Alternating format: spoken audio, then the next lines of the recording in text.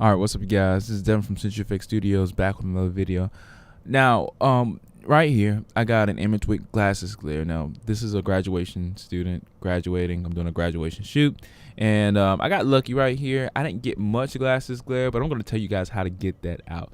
Now, I was shooting with a Nikon D610, which is a full frame, I think about 24 megapixel camera. And when I was taking pictures with it, I noticed that I got this small glare from my beauty dish. Now, the beauty dish is very small, and it makes a small catch light. So I'm going to take my clone brush here. I'm going to take my clone brush and sample just little parts of her face, right above her eyelid. And so, alt click. You can alt click, or you can use the, I'm going to change my brush style here. I'm going to make it a little softer around the edges, a little bit of feathering around the edges. And I'm just going to switch between which ones I think is the best. But you can use the constant aware fill brush or the clone brush. I think the clone stamp brush is better. And you can just clone it from one side of her face that has the better texture, and just kind of clone it out.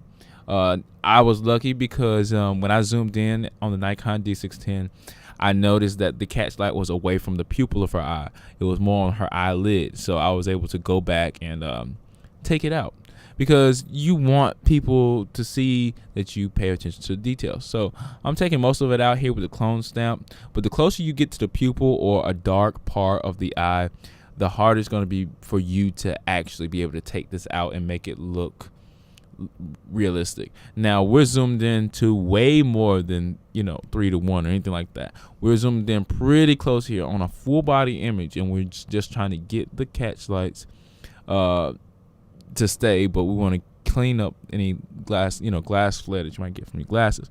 Now, some people have glasses that don't flare. They have the anti-flare coating, but most people don't. And when that flash happens, you are at the mercy of glare happening, and you not knowing when it happens, because the flash is just a 60th of a second up to like a 1/500th of a second. So there's no way you're going to be able to forecast whether the flash is going to make a glare or not.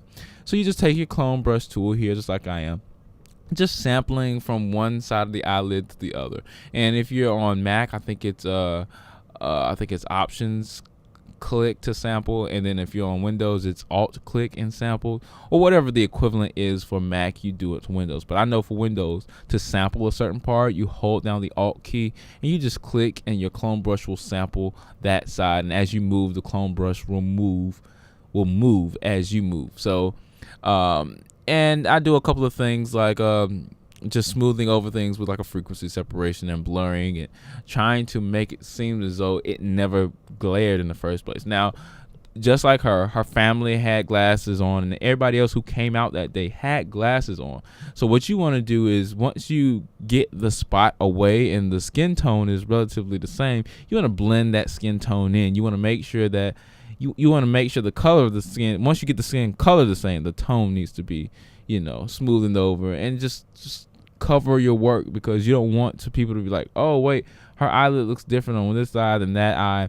But like I said, we're zoomed in quite close here. If we zoom out, we'll be able to see things. So I'm zooming out further here, using my clone brush to see, because like I said, the tonality will switch, because the tonality is not the same from one eye to the other, because the glasses actually will change it a little bit, because the surface of the glass might have something on it, things of that nature.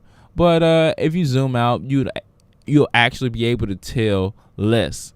You won't be able to tell. So the more you zoom out of a picture, the less you're actually able to see any retouching and things of that nature. But you don't want somebody to be like, oh my goodness, you retouched my image and I can see it as clear as day. Like, no. And that's also another thing that you want to do. You want to try your best. I'm just going back over with the constant aware fill. I'm also going over it with the clone brush. I'm just going back and forth, doing paces, just to make sure I get everything tight. But like I said, you want to make sure you try to minimize all of this when you're actually shooting. Sometimes you can't afford not to get a little bit of glare in the image, but if you can control where the glare actually ends up in the image on the glasses, like I did right here, since my modifier was really small, I was able to move that catch light for the glasses glare out of the way. Now the catch light for her eyes is still there, which I'm so happy it stayed, because typically when you move your light source, you move the catch light somewhere in the eyes of the model. And I tell her to bring her chin down, because this will also keep glasses glare from affecting the image. And I also move the light source up a little bit more. This will bring shadows in the chin and change your lighting pattern quite a bit, but you just want to go back over it once you take the picture and zoom in on your camera just to see exactly where they lie, the actual glare. Sometimes you get glare that actually destroys the entire eye frame, but this time I got it good, and I think this one looks nice, and she loved the pictures after I sent them to her. So I'm done with CenturyFX Studios, guys.